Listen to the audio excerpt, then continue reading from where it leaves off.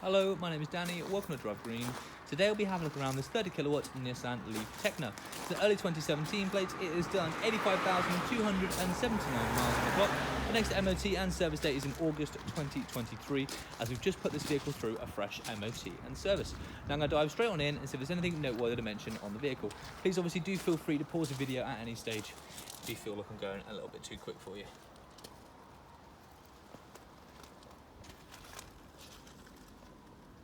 Driver's side front alloy looking in good condition. Maybe a tiny little bit of scar that's just in there. Very, very minor though. Now obviously the whole reason for this walk around video is for you to assess the vehicle without actually being here on the forecourt. I do highly suggest, obviously, if you are very interested in this vehicle, to get yourself booked in for a forecourt visit and a test drive out on the Somerset levels to see what this is like in person. Our number for that is 01761 233 558. Now the 30 kilowatt battery capacity for the Nissan Leaf will offer you a real wide range of roughly 105 miles to play with. So it's kind of between the low and the mid-range options for the EVs. It's offers a really nice aspect for practicality and stuff as well, with plenty of back space in the back seats, and obviously the boot and stuff as well. So for your short hops A to B, this is more than adequate enough, and offering high enough range that some longer distance journeys are available to you, especially with that chatter mode for your rapid charge. Driver's side rear alloy looking in good condition. Just along here you can see there is a minor little dink as I move the camera around. Same one for those for a very small one just there as well. As you move away though, it does fall away into the bodywork. So longer distance trips are more than able to do that. I'd highly suggest you having a look around at those distances. Maybe there's a journey that you take. Maybe it's to London, for instance. You put in your postcode and you go in London on ZAP map.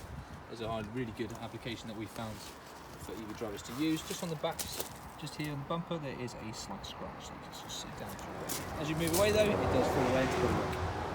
So yeah, you can look along the whole of your route wherever you're going, and you can see along the route all of the different charging points and stations that you have available to you to use. We provide with the vehicle, for your, on the subject of charging, we do provide with the vehicle with 13 amp 3-pin home charging lead. Just down here, you've got a few little signs of life. Just luggage probably getting in and getting out, accidentally got nicked or something. So yeah, we do provide with the vehicle your 13 amp 3-pin home charging lead. It'll plug straight into your EV on the Type 1 connection point. At the other end of that 4-5 metre long cable will just be a normal 3-pin domestic plug. So as long as you have amp means to a plug socket, you'll always be able to charge up your EV no problem whatsoever.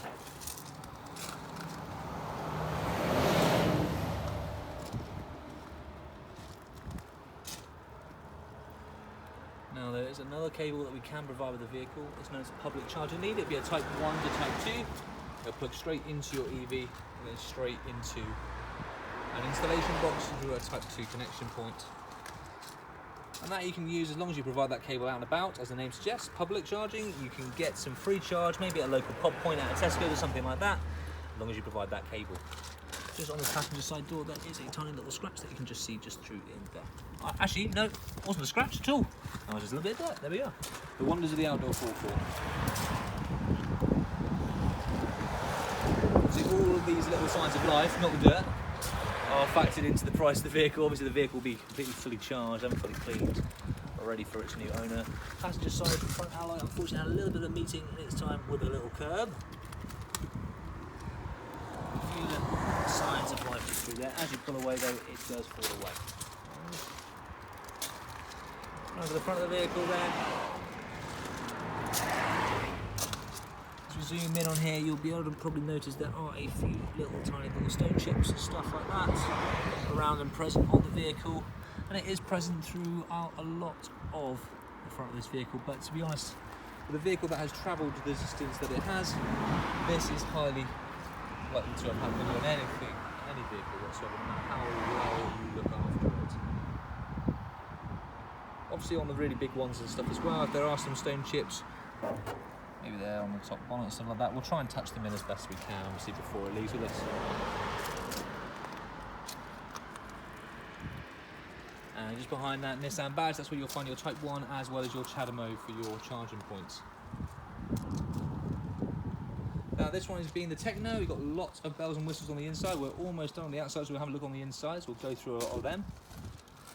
The first one to mention and note is actually your comfort access button. So as long as you have your key on your person or in close proximity to the vehicle, you'll be able to lock and unlock. Now at the moment the vehicle's all switched on, so I won't be able to demonstrate this, but that is your button. As long as you have the key in your person, you'll be able to lock and unlock the vehicle. Nice big spacious cabin area. It's got a really nice premium feel to the design of this, being the Tekna is the higher of the variants, so the top spec. Minimal signs of wear you get on the leather seats. Driver side and passenger side, all still looking in great working order. You also have this leather trim on the back seats and stuff as well. All of these heated as well, so the front as well as the rear seats are completely heated. Your reverse, neutral, drive and regen braking function all through there. A couple of cup holders, and then that's your electric heated seat buttons. There you have an aux and USB input as well for your inputs. You have climate control system, obviously, and then your touchscreen DAB radio with your sat nav, Bluetooth input and stuff as well. You also have a CD player that's hiding behind that screen. Just behind there, you have your heated seat buttons for your rear seats and stuff as well. Nice low down, firm, smooth driving position that you have in the Nissan Leaf. A really nice premium feel. You also have Bose sound system as well. Subwoofer in the back. It's got all the bells and whistles. 360-degree kind of reversing camera. So you have that bird's eye view when you're reversing. Which comes to super handy. Unfortunately, none of the 30 or the 24 kilowatt models actually feature any parking sensors. So if you wait for a beep, I'm afraid you will hear a crunch. However, with that 360-degree parking view, you can see absolutely everything, and actually the use of sensors does come without a voice. Come and lock into the boot now. Those back seats and this boot space, you really get a great sense of how much space you have to play with. Lots of practicality to it. A lot of families are using this as a first-time EV for their little hop-arounds. So that's what we're noticing, a lot of customers, and the popularity to it. Nice amount of space that you have to be, and always looked after and stuff as well. I'm going to leave that boot space closed, and there we have it. The 30 kilowatt Nissan Leaf Tekna. Please do feel free to get in touch. Our number 01761 233 558. More than happy to answer any more of your questions. I hope you get you booked in for a Forecourt visit. My name's been Danny. Thank you so much for watching this video. Do feel free to check out our detailed review on our YouTube page. It's a bit like a Top Gear kind of review where Richard, our founder and owner, goes into detail of why this might be the right vehicle for you.